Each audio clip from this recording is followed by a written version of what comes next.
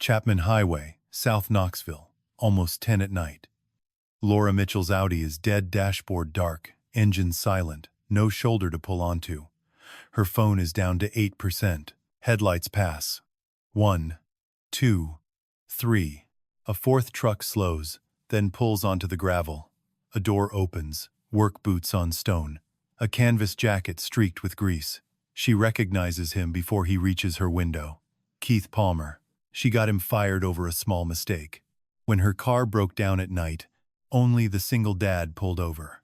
He doesn't say a word. He walks straight to the hood.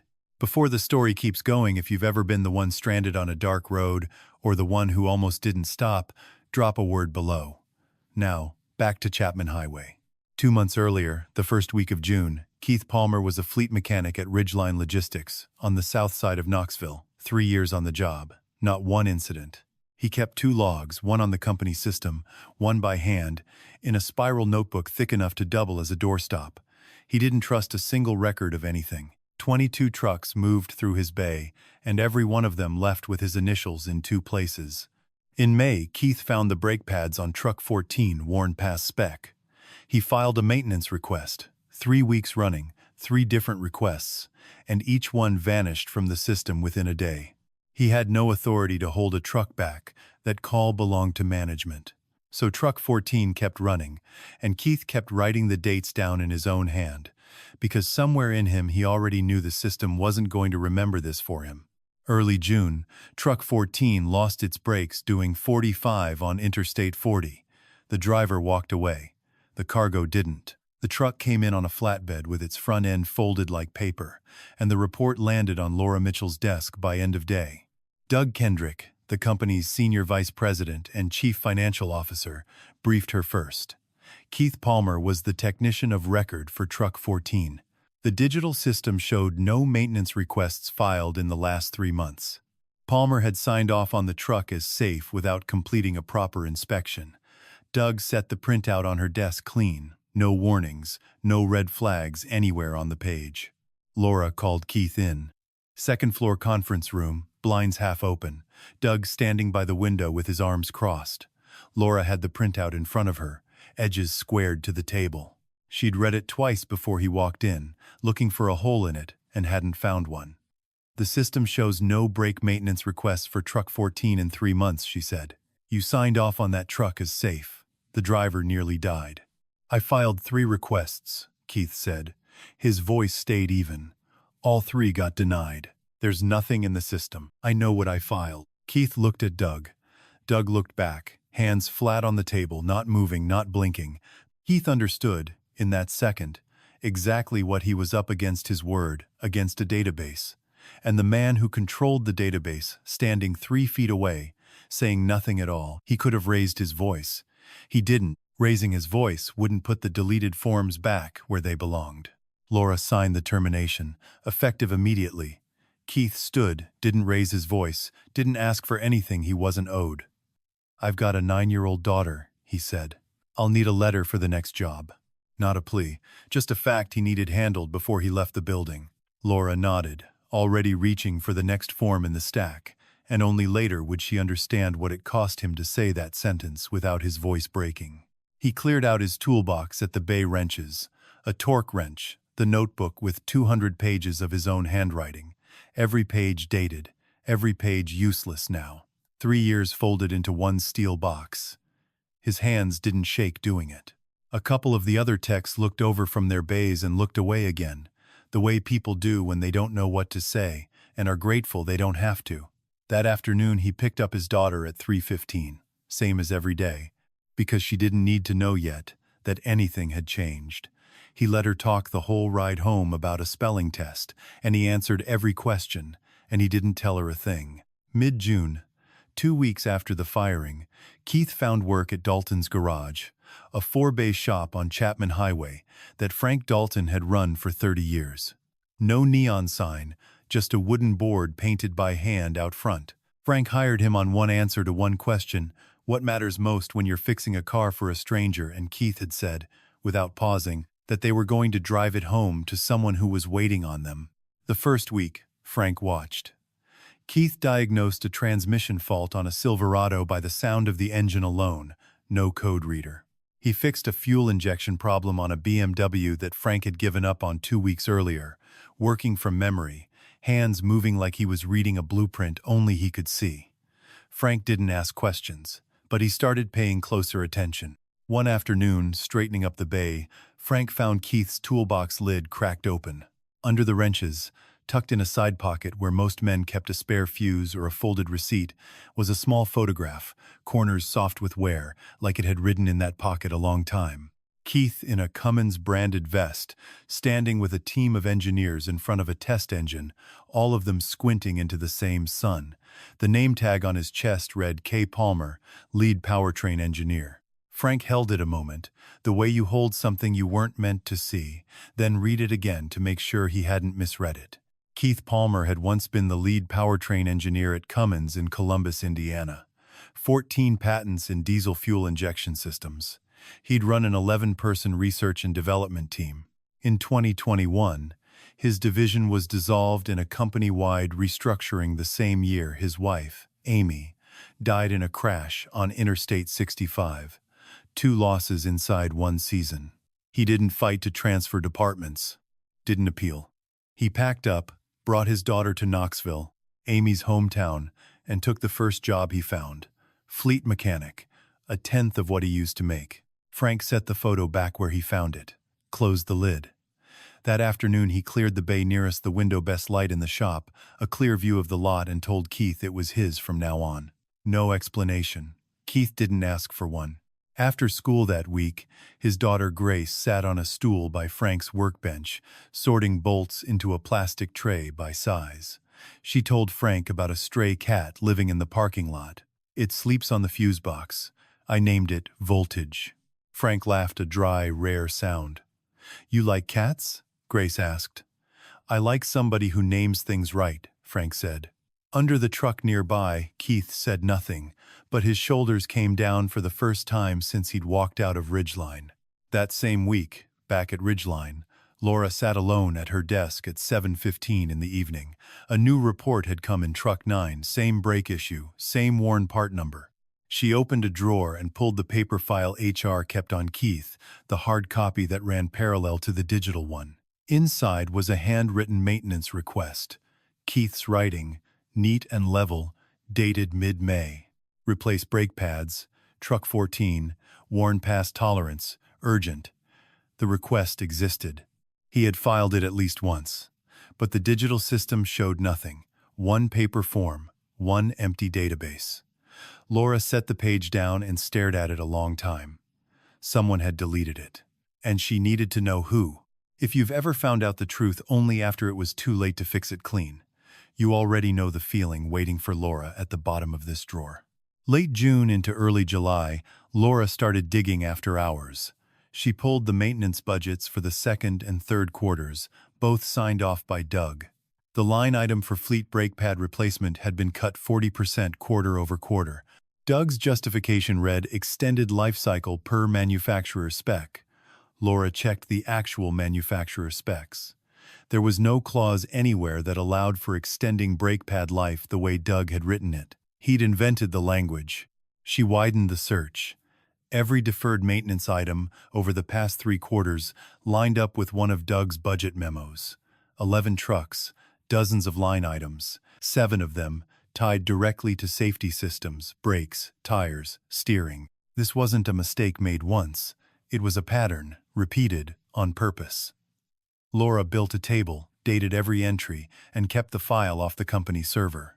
That weekend, at a Kroger on Kingston Pike, Laura pushed her cart out to the lot under a sky going orange at the edges and saw Keith loading grocery bags into the bed of an old Ford pickup, clean, well-kept, paint faded at the fender, a magnetic toolbox riding behind the cab like it never came off. His daughter sat in the cab, window down, feet swinging against the door panel, reading a book with the cover bent back. Keith saw her first. He paused, a bag in each hand, then nodded. Hey, you doing all right? Ordinary, like she was someone he knew from around, not the woman who'd signed the paper that ended his job 3 weeks earlier. Laura wasn't ready for that. She'd braced for a cold look, for him walking the other way, for silence with weight to it, the kind she thought she deserved. She hadn't braced for plain courtesy. "I'm good, thank you." Her eyes went to the cab. "She's gotten big." Keith followed her gaze. 9.5. She counts the half. A small smile, not for Laura, for his daughter, the kind of smile that only shows up when a man forgets for a second who's standing in front of him. He finished loading, nodded again, got in the truck. It pulled out of the lot, taillights catching the last of the evening light. Grace waved out the window, not at Laura, just at the world going by. The way kids wave at everything moving, at mailboxes and dogs and strangers alike. Laura stood by her own cart a moment longer than she needed to, watching the truck merge onto Kingston Pike, before she remembered she still had ice cream melting in a bag. That night, at her kitchen table, Laura laid it all out: Keith's handwritten form, Doug's budget sheets, the empty digital log, a mug of coffee going cold at her elbow. On a sticky note she wrote, "Who has authority to delete a request from the system?" 3 people. Herself. Doug, it admin. She hadn't done it. It admin had no reason to. That left one name, and she sat with it a long while before she let herself write it down. She looked at Keith's handwriting, level, careful, the writing of someone who'd spent a career putting things down on paper because words mattered to him, because a record only counted if it survived whoever came after it. Then she looked at her own signature on the termination form, 2 pages later in the same file, her own handwriting, nothing like his, quick and slanted, the signature of someone who'd signed 100 things that week without reading half of them. 2 signatures in one folder. She'd never checked a single page before she put her name under his. Through July, Laura widened the investigation past Truck 14. She pulled 8 months of fleet maintenance history. 11 trucks with deferred work, all tracing back to one of Doug's budget memos. 7 items tied to safety. She built a full table: date, truck, item, memo, signature. The pattern read like a map. Doug cut the safety budget, and when something broke, he erased the trail behind it. She called Pam Reedley in HR, over her lunch hour, door to her office shut. "Pam, I need to look back at how Keith Palmer's termination was processed. Who signed off, at each step?" Pam went quiet for 3 seconds too long for a question that should have had a simple answer. "That file, Doug handled that one directly. I just did the paperwork side. Printed it, got the signature. Standard process." Laura asked if she kept any paper copies outside the system. "I'd have to check," Pam said, and something in her voice had gone careful.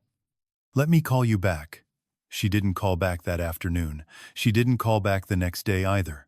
Laura noticed, and filed it away with everything else she was starting to notice.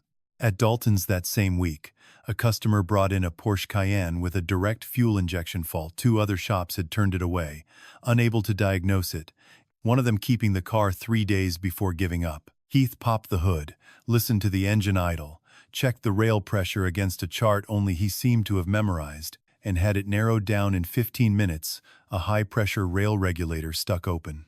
He replaced it and recalibrated the ECU on his own laptop, an old one with a cracked corner that he kept in a case behind the seat. The customer, a real estate attorney named Tom Garrett, watched the whole thing without a word, arms folded, and said, "When Keith closed the hood, you're not exactly a regular mechanic." Keith wiped his hands on a rag. "I'm a regular mechanic." Tom left a business card on the bench anyway, weighted down under a socket wrench so it wouldn't blow off in the draft from the open bay. "If you ever need anything. Anytime." Late one afternoon, Laura drove home along Chapman Highway and passed Dalton's, bay door open, fluorescent light spilling out into the dusk like something out of a memory she hadn't earned yet. Keith was under a car, only his boots and legs visible, a radio somewhere playing low. She slowed for 2 seconds, close enough to read the shop's hand-painted sign, then hit the gas. Not yet. She wasn't ready to explain what she was doing there, mostly because she still didn't know herself. The next day at Ridgeline, Doug called her into his office, door closed behind her before she'd even sat down. "I noticed you pulled the old fleet personnel file. That case is closed." Laura kept her voice level, folder held against her side where he couldn't see the tab. "I'm reviewing safety procedures, tied to Truck 9. Truck 9 is a routine maintenance issue. It has nothing to do with a closed personnel file." His tone was flat, almost bored, but his eyes weren't narrowed, measuring, tracking the folder without looking directly at it. Laura understood, without either of them saying it out loud, that Doug knew exactly what she was looking for, and that he'd known before she walked in. She nodded and left the office, and didn't breathe out until she was back at her own desk with the door shut. The warning didn't need words. If she kept digging, she was going to run into Doug before she reached the truth. Late July, Laura's Audi had started making a thin whine on startup, gone after a few minutes, the kind of sound a car makes right before it makes a much worse sound. She'd noticed it 2 weeks back and hadn't taken it in, too busy, too many files spread across her kitchen table every night, too many nights ending with her asleep at the table instead of in bed. At Ridgeline, Doug raised the pressure. In the monthly leadership meeting, he told the board that fleet safety oversight needed a full review, and asked, not looking away from Laura once, who had kept an underqualified technician on staff for 3 years without catching a problem. His voice stayed reasonable the whole time, which was worse somehow than if he'd raised it. He was building a story, brick by brick, in front of 7 people who trusted him. If the truth ever came out, he intended to take her down with him, and he wanted the record to already say so before it did. Laura worked late, left the office at 9:20, and drove Chapman Highway south the road she took home every night. 2 lanes, no streetlights past the 3rd mile, trees pressing in on both sides, the radio off, because she'd stopped hearing it an hour ago anyway. At 9:43, the whine came back, louder this time, steady. The check engine light lit red. The voltage gauge dropped. Her headlights dimmed. She managed to steer onto the shoulder gravel and weeds, no real curb before the dashboard went dark completely. The engine died. Silence. She sat there in the dark, her phone at 8%. She called roadside assistance. 90 minutes, ma'am. Chapman Highway's outside our priority coverage zone. She turned the phone off to save the battery. The road was empty. Crickets. No shoulder lighting, no gas station in sight, just the smell of hot rubber drifting up from the engine. The first set of headlights passed. The second passed. The third slowed, then sped up again and kept going. Laura started calculating the walk to the nearest station 4 miles, in office shoes, on a dark road. A 4th set of headlights. The truck slowed, pulled onto the gravel ahead of her, maybe 10 yards up. Engine off, door open, work boots on the stones, a canvas jacket streaked with grease. Keith Palmer walked down the shoulder toward her car. He'd just finished a late shift. Frank had asked him to stay and finish up a Tacoma, and his daughter was home with Mrs. Jenkins next door, same as every night he ran late. He hadn't stopped because he knew it was her car. He'd stopped because someone was stranded on a dark road. He recognized her only when he reached the window, the headlamp on his cap catching her face through the glass. She recognized him at the same moment. A second passed. Neither spoke. Then Keith said, "Pop the hood." He leaned into the engine bay, the light from his headlamp cutting across a torn serpentine belt. Laura stood outside in the dark, watching the hands of the man she'd fired working on something she couldn't fix herself. Neither of them said anything. The night held very still. If you've ever needed a stranger to be kinder than you'd earned, this next part is for you. Keep watching. Keith checked the engine bay. The alternator belt had snapped clean. He walked back to the truck bed, where his toolbox carried the basics any mobile mechanic keeps close: a spare belt, filters, a backup flashlight. He replaced the belt under the beam of his headlamp, hands quick and exact, the same hands that had rebuilt a Porsche's fuel system that week, the same hands that had once designed engines at Cummins, now working under the hood of the car that belonged to the woman who'd fired him. Laura stood with her arms crossed. She didn't ask about Ridgeline. He didn't bring it up. They talked about the road instead. "I drive this every night," she said. "I've never seen it this dark." Keith, head still under the hood, said, "No lights past this stretch. Not many people stop." "Except you," Laura said. Keith didn't answer that. She asked about his daughter not out of politeness, but because she still remembered the girl in the truck cab at Kroger, waving out the window. Keith told her Grace had named the stray cat at the garage voltage. "Sleeps on the fuse box. She says it's a calico, so it brings the house luck." He said it plainly. like it was the most ordinary thing in the world, not telling Laura a story, just answering a question about his kid, the way he would for anyone who asked. Laura didn't smile, but her mouth curved, just slightly the first moment between them that didn't have ridgelines sitting on top of it. Laura wanted to say something. He saw it, her breath changing, her mouth opening, then closing. Keith shook his head, just barely. Not here. No anger in it. Just not the time, not the place, not on a dark stretch of road built for saying nothing at all. He shut the hood. Try it now. The engine turned over. Headlights came back on. Keith wiped his hands on a rag. That belt'll hold for now. Get it replaced properly this week. He nodded once and walked back to his truck. He didn't wait to be thanked. Laura sat with the engine running, watching his taillights shrink down Chapman Highway. Her hands stayed on the wheel. She didn't pull away for 4 minutes. The next morning at 8:40, Pam Reedley called from a personal number, not the Ridgeline line. "I'm putting in my notice," Pam said. "Doug's marked my performance down 2 quarters running. No real cause. Just enough to push me out. I'm leaving by the end of the month." A pause. "But before I go, there's something you need to know." Pam told her Keith Palmer had filed 3 brake maintenance requests for Truck 14, 3 different weeks. Pam processed the paperwork side of things. She'd seen each form cross her desk, each one stamped denied with the initials D.K. Each time, the digital record disappeared from the system days later.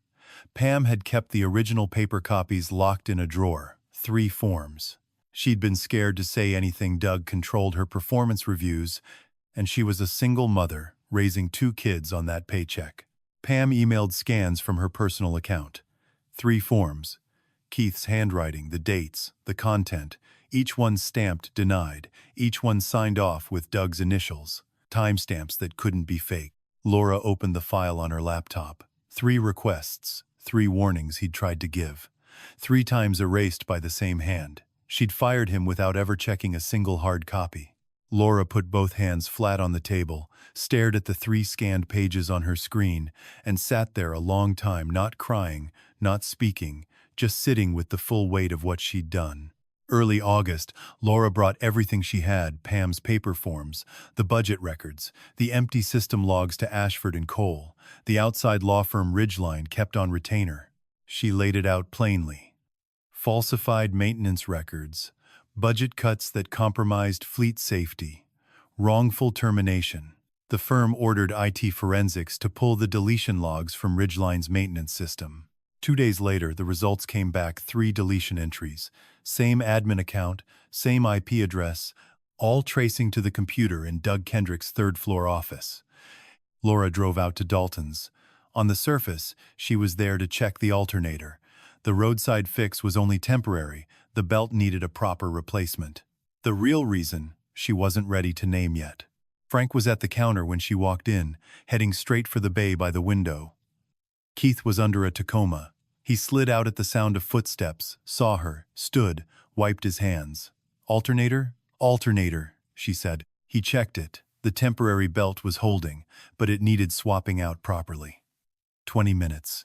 While he worked, Laura stood beside him, watching his hands, the same hands from Chapman Highway, the same precision. She left her personal number on the repair invoice. "In case anything comes up with the car." Keith looked at the number, folded the invoice, put it in his shirt pocket. He didn't say anything about it. "Do you drink coffee?" Laura asked.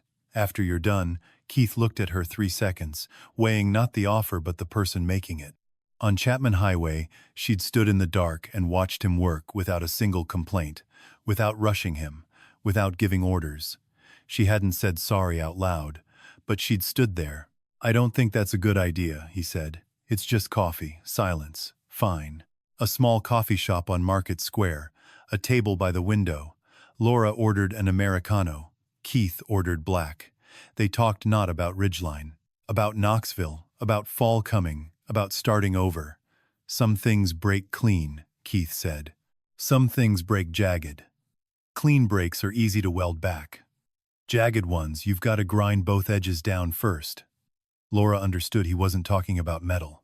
Keith told her a little about Grace, how she sorted bolts by size at the shop, how she read in the truck cab while he worked.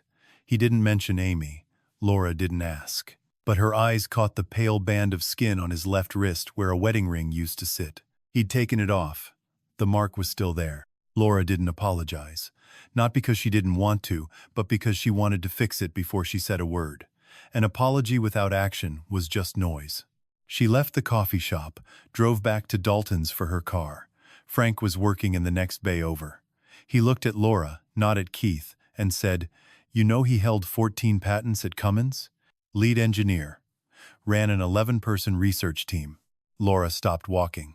Frank kept going. "The fleet mechanic you had was the kind of engineer your company would have paid anything to keep, and you put him on the street." Frank didn't say anything else. He went back to work. Laura stood there a few seconds longer, then got in her car. That night, Doug found out Laura had gone to Ashford and Cole. He struck back, drafted a memo to the board claiming Laura Mitchell had approved fleet safety oversight herself, that she'd fired a competent technician without an adequate investigation, that she was the weak link in the whole matter. He sent it to every board member at 11:47 that night, marked urgent, confidential. If you've ever finally found the proof you needed only to watch the other side fight dirtier, stick with this one to the end. Mid-August. The Ridgeline boardroom, 10 in the morning, coffee cooling untouched in front of most of the chairs. 7 members at the table. Doug spoke first, a printed memo, a confident voice, a hand pointing to a chart he'd clearly rehearsed pointing to. Laura Mitchell kept an underqualified technician on staff for 3 years. When an incident occurred, she fired the employee to cover the gap instead of auditing the system. Now she's trying to shift blame onto me to protect her own position. He laid out a timeline. His timeline, clean, logical on the surface, every date chosen to make hers look like an afterthought. Laura waited for him to finish. She let the silence after his last sentence sit a beat longer than was comfortable before she stood, unhurried, and set 3 things on the table, squaring each one so the board could read them without leaning forward. First, scanned copies of 3 handwritten maintenance requests, 3 different dates, all reading the same: replace brake pads, truck 14, worn past tolerance, urgent, each one stamped denied, each one signed with the initials DK. Second, a printed IT forensics report, 3 deletion entries, same admin account, same IP address, all belonging to Doug Kendrick. Third, the second and third quarter budget reports, Doug's signature on every line that cut safety spending. "Keith Palmer warned us 3 times, Laura said. Each time, the request was deleted from the digital system by the same person. I fired him based on data that had been manipulated. That's my failure, I never checked outside the system. But the person who manipulated the system, who cut the safety budget and erased the trail behind it, is Doug Kendrick." Doug lost his composure for the first time. Paper forms can be forged. Anyone could. Ridgeline's own attorney cut him off. The deletion log carries system-level timestamps that can't be altered from outside. All 3 deletion entries match the timing and content of these 3 paper forms exactly, and the IP address traces to the computer in your office. The board deliberated for 45 minutes. The vote came back 6-1. Doug Kendrick was terminated for fraud, falsification of safety records, and endangering employees. One board member moved to forward the file to the Federal Transportation Regulator. The board directed Laura to clear Keith Palmer's termination record entirely, issue full back pay for 3 months, and send a formal offer of reinstatement. That afternoon, at 5:30, Laura drove to Dalton's. Keith was under a Camry. She stood and waited, an envelope in her hand, no call ahead, no knock, just waiting. Keith slid out. Face streaked with grease, flannel sleeves rolled up. He saw Laura, saw the envelope. Stood, wiped his hands on a rag. Laura held it out. "The board cleared your record. Full back pay. A formal offer to come back. Same position, same salary." A pause. "You were right. I should have listened." Keith took the envelope, opened it, scanned the first page, folded it, looked at her. "I appreciate this," he said, "but I don't want to come back." Laura looked at him. "You don't want to come back." Not a question, just repeating it to make sure she'd heard it right. The way you repeat a number back, to make sure you copied it correctly. She'd braced for relief, for thanks, maybe even for a request for more. She hadn't braced for no, and it took her a second to find her footing again. Keith set the envelope down on the workbench, next to a cold cup of coffee he hadn't gotten back to. He explained it plainly, the way he explained most things, no more words than the situation needed. These last 3 months I found something I hadn't had since Amy died. Mornings I want to get up for. Not because I have to, because I want to. Frank gave me the bay by the window. Grace has a cat to feed in the parking lot. I fix people's cars and they drive home safe. That's enough. He looked around the shop, the bays, the oil smell, the late light coming through the window and lying across the concrete floor in long gold stripes. I don't need Ridgeline. Silence. Then Keith, quieter. You could have mailed this. Why'd you drive out here? Laura didn't answer, but she didn't leave either. A school bus rumbled outside. The bay door was wide open. Grace ran in, backpack bouncing, ponytail loose, sneakers muddy at the toes. Dad! Then she saw Laura, stopped, tilted her head, sizing up the stranger the way kids do. Are you the car lady? This is a friend, Keith said. Grace accepted that instantly. No further questions needed. Do you like cats? Not waiting for an answer. My cat's named Voltage. She sleeps on the fuse box. Dad says she's a calico, so she brings good luck. Grace pulled Keith's phone from his shirt pocket, she knew the passcode, and swiped to a photo of Voltage. A calico cat curled on top of an electrical box, eyes shut, tail draped over the wiring. Laura crouched down, level with Grace, hands on her knees. She looked at the photo. Grace pointed out each patch. That's the orange part. That's the black part. That's the white part. 3 colors means good luck in the house, Mr. Frank says. Laura said. Mr. Frank's right about that. Frank watched from the small office in the corner of the garage, through the glass, a cup of coffee in his hand, black, no sugar, same as Keith's. He saw Grace crouched down, showing Laura the photo, saw Keith standing nearby, hands still dirty, not walking away. He took a sip, went back to his paperwork. Laura stood. I should get going. Thanks for showing me Voltage, Grace said. Come back sometime. Voltage likes new people. Laura looked at Keith. Keith looked at Laura. No nod, no wave. Just a look. She got in her car and drove off. Grace watched the Audi pull out. She's nice, Dad. Keith didn't answer, but he stood there watching the car until it disappeared around the bend in Chapman Highway. If you've ever watched something slow and quiet turn into something real without either person saying a word, this last part is for you. 3 weeks later, mid-September, Ridgeline Logistics had changed. A dual maintenance process now ran paper alongside digital, with no single person able to delete either one alone. 2 new technicians on staff. Independent safety audits every month. Laura never told Keith, but inside the company's internal system, the new process carried a name, the Palmer Protocol. Laura brought her car in for an oil change. Nothing wrong with it, just routine. She carried 2 coffees black for Keith, an Americano for herself, set them on the workbench without a word. Keith took his, drank, kept working. It had become a pattern by then. She brought the coffee, he changed the oil, and they talked about the weather, about Voltage, about a bridge getting repaved on Chapman Highway, about a book Grace was reading. Neither of them put a name to whatever was sitting quietly between the 2 coffee cups. Thursday evening, Grace had the science fair at Bearden Elementary. Keith had spent the whole week helping her build it. A working model of an alternator, magnets, coiled wire, a shaft that turned by hand, a small light that lit up when she cranked it. Nobody said the word irony out loud, but it sat there anyway. At 5:45, Keith walked out to the lot. The truck wouldn't turn over. Second, try a single click, nothing else. Starter motor, dead. The best mechanic in Knoxville stood in front of a truck that wouldn't move, and the fair started at 6:30. He pulled out his phone, scrolled through his contacts, stopped on one name, the same name from a repair invoice a month back. For the first time, he called her. Laura. Keith? Her voice shifted surprise, then focus. Grace's science fair starts in 45 minutes. My truck's dead.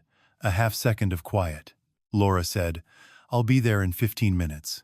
12 minutes later, her Audi new alternator, New belt pulled up outside Dalton's. Keith and Grace climbed in. Grace sat in the middle, arms wrapped around a poster board model of an alternator, talking without stopping. Laura, do you know how an alternator works? It turns spinning motion into electricity. Like when the engine's running, the alternator makes power for the whole truck. Laura, eyes on the road, mouth curving slightly, said, I do know. Someone fixed the alternator in my car on a dark road once. The gymnasium at Bearden Elementary was lit bright, 20 tables set up in rows. Grace presented her model, cranking the shaft, the light bulb glowing, her voice steady and sure. An alternator turns mechanical energy into electrical energy. Without it, the car runs, but nothing else works. Laura stood beside her, holding the poster steady. Keith stood behind them, arms crossed, watching his daughter explain electromagnetic theory to the judges with the full confidence of a 9-and-a-half-year-old. One of the judges, a fourth-grade teacher, looked at Laura holding the poster, then at Keith standing behind them. Are you Grace's mom? Laura looked at Keith. Keith looked at Laura. Before either of them could answer, Grace said, Not yet. Nobody corrected her. The judge laughed and moved on to the next table. Keith looked down. Laura looked away, but neither of them said no. Out in the parking lot, September air, leaves just starting to turn across Knoxville, Grace walked between them, poster board in one hand, and reached for Laura's other hand without thinking about it, the way kids reach for whoever's closest. Laura didn't pull away. Keith saw it. Laura knew he saw it. They walked toward the car. 3 long shadows stretched out under the streetlight. Nobody said anything. Some things break and can be fixed. Some things break and you learn to carry the crack. And sometimes, on a dark stretch of road, somebody pulls over not because they know who needs help, but because they know who they are. The hardest distance was never the miles on Chapman Highway. It was the one they'd both built themselves. But sometimes all it takes is standing still in the dark and waiting. Neither of them had planned any of this, but neither of them walked away.